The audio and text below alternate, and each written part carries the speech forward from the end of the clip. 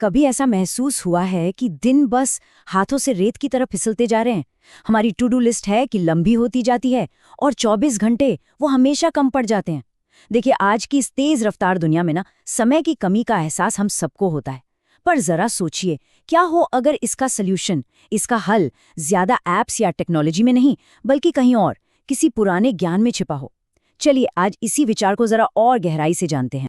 तो आज हम कहाँ से शुरू करेंगे? सबसे पहले तो हम उस संकट को समझने की कोशिश करेंगे जो हम सब महसूस करते हैं। फिर वहां से एक गहरे, एक आध्यात्मिक नजरिए की तरफ बढ़ेंगे। हम जानेंगे कि समय को एक अमानत की तरह कैसे देखा जा सकता है। एक पर्पसफुल जिंदगी जीने के लिए कुछ उसूल सीखेंगे। और आखिर में प्रोडक्टिविटी शब्द को ही एक बिल्कुल नया मतलब देंगे। तो चलिए सबसे पहले उस चीज की बात करते हैं जिसे हम सब शायद बहुत अच्छी तरह वाकिफ हैं। ये मॉडर्न टाइम क्राइसिस, एक काम से दूसरे काम की ओर भागते रहना और हर वक्त बस बिजी महसूस करना। लेकिन दिन के आखिर में जब सब शांत हो जाता है तो अक्सर ये सवाल मन में आता है ना कि क्या ये सारी भागदौड़ हमें सच में वहां ले जा रही है जहां हम पहुंचना चाहते हैं?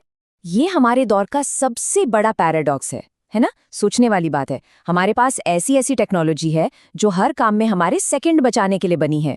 खाना ऑर्डर करने से लेकर हमारे कैलेंडर ऑर्गेनाइज करने तक। और फिर भी सबसे आम शिकायत क्या सुनने को मिलती है? मेरे पास टाइम ही नहीं है।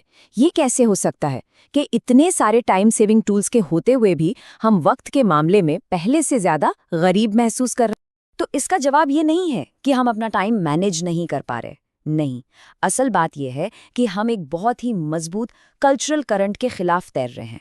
लगातार नोटिफिकेशंस का सैलाब, सोशल मीडिया पर हमेशा प्रोडक्टिव दिखने का प्रेशर और एक ऐसा कल्चर जो बिजी रहने को ही महानता मानता है। तो इसमें कोई हैरानी की बात नहीं है कि हम ओवरवेल्म महसूस करते हैं। हम सब एक ऐसी दौड़ में हैं जिसकी कोई फिनिश लाइन है ही नहीं।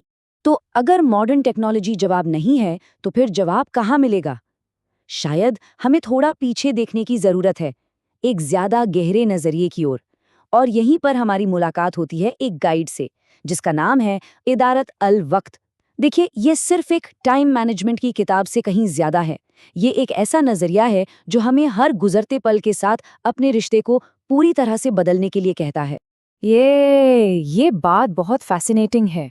ज्यादातर प्रोडक्टिविटी किताबें कैसे शुरू होती हैं? टिप्स के साथ कि अपना इनबॉक्स कैसे ऑर्गेनाइज करें, राइट? पर ये किताब ये शुरू होती है पश्चाताप की एक दुआ के साथ। ये पहली ही लाइन हमें कुछ बहुत गहरा बता देती है कि ये नजरिया आपके शेड्यूल को हैक करने के बारे में नहीं है। ये आपकी रूह को, आपकी आत्मा को अलाइन करने के बारे में है। मतलब ज्यादा करने पर जोर कम है और ज्यादा होने पर जोर ज्यादा है। और ये जो आत्मा को अलाइन करने का आइडिया है ना, यही हमें इस फिलॉसफी के बिल्कुल दिल में ले जाता है। एक ऐसी सोच जो उस सबसे बिल्कुल अलग है जिसके हम आदी हो चुके हैं। ये हमें सिखाता है कि समय को एक रिसोर्स की तरह जिसका बस फायदा उठाना है वैसे देखना बंद करें और इसे कुछ बहुत ज्यादा कीमती समझना शुरू करें।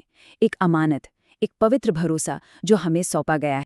जरा इस कंपैरिजन को देखिए, क्योंकि ये असल में पूरे माइंडसेट शिफ्ट को एक जगह ले आता है।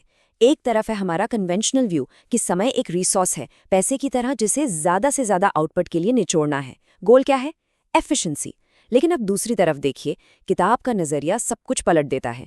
यहाँ समय का शोषण नहीं होता, उसका सम्मान किया जाता है।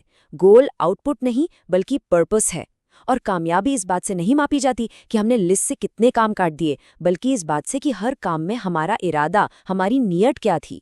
इस पूरे नजरिए की जड़ जो है वो अमाना के कॉन्सेप्ट में है। अमाना मतलब एक ऐसी जिम्मेदारी जो हमें सौंपी गई है।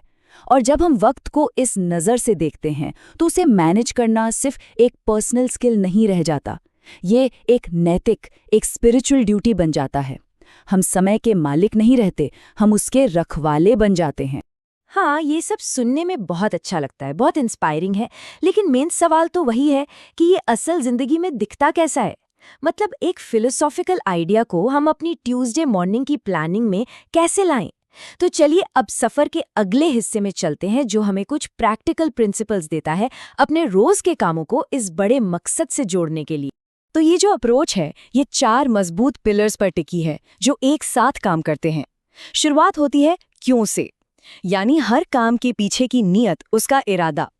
फिर ये हमारे कैसे को शेप देता है, एक ऐसा डेली रूटीन जिसमें सोच विचार और प्रार्थना शामिल हो। तीसरा पिलर हमें हमारी दुनियावी जिम्मेदारियों और हमारे स्पिरिचुअल ग्रोथ के बीच एक बैलेंस बनाने में मदद करता है।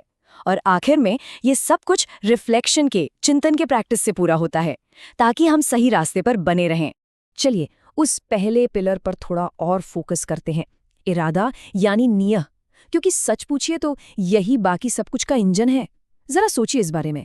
हम में से ज्यादातर लोग एक ईमेल क्यों भेजते हैं? ताकि बस लिस्ट से एक काम कम हो जाए, है ना? लेकिन सही नियत के साथ वही एक ईमेल सेवा का एक काम बन सकता है, एक रिश्ता बनाने का जरिया बन सकता है, या किसी बड़े कम्युनिटी गोल की तरफ एक कदम हो सकता है। काम वही है, एक्शन सेम है, लेकिन उसका मतलब और वो हमें जो फीलिंग देता है वो पूरी तरह बदल जाती है। और यहीं से हम अपनी बातचीत के आखिरी हिस्से की तरफ आते हैं कि प्रोडक्टिविटी का असली मतलब है क्या। फिर ये नज़रिया हमें बताता है कि प्रोडक्टिविटी का मतलब सिर्फ एक खाली इनबॉक्स या एक पूरी की हुई टास्क लिस्ट नहीं है। नहीं, इसका मतलब कुछ बहुत ज़्यादा गहरा है। तो अगली बार जब ये सवाल मन में आए कि क्या आज का दिन प्रोडक्टिव था, तो अपनी टू डू लिस्ट देखने के बजाय शायद ये सवाल पूछने चाहिए, क्या मेरे आज के कामों में मेरी वैल्यूज झलकी? क्या इस वक्त मुझे अंदर से एक सुकून महसूस हो रहा है? क्या मैं उन लोगों और कामों के लिए सच में प्रेजेंट था जो मेरे लिए मायने रखते हैं? क्या मुझे ऐसा लग रहा है कि मैं अपने से बड़ी किसी चीज से जुड़ा हुआ हूं?